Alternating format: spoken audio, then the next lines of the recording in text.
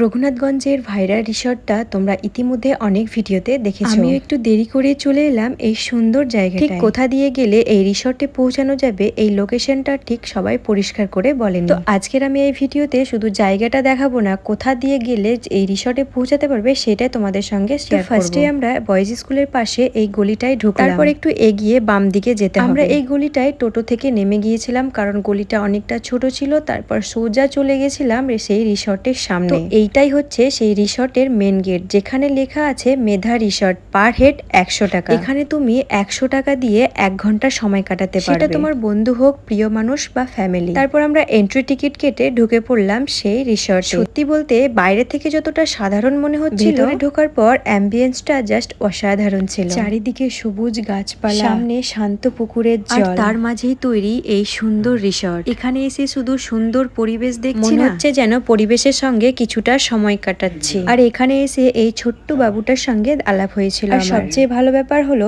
এই জায়গাটা শুধু ঘুরতে আসার জন্য নয়, এখানে তোমরা বার্থডে পার্টি, ছোটখাটো সেলিব্রেশন কিংবা বিশেষ কোনো অনুষ্ঠানের জন্য এটা বুক করতে পারো। রিসর্টে আসার পর সন্ধ্যার দিকে হঠাৎই শুরু হলো বৃষ্টি। একদিকে বাইরে ঝিরঝির বৃষ্টি, অন্যদিকে প্রিয় মানুষদের সঙ্গে বসে গরম গরম চা খাওয়ার অনুভূতিটা বেশ ভালো লাগছিল। এই রিসর্টের মেন লোকেশন হলো ইন্দ্রপল্লী বয়েজ স্কুলের পেছনে। আরো কিছু জানতে হলে আমাকে কমেন্ট করো, আমি তোমাদের রিপ্লাই করব। ওকে, বাই।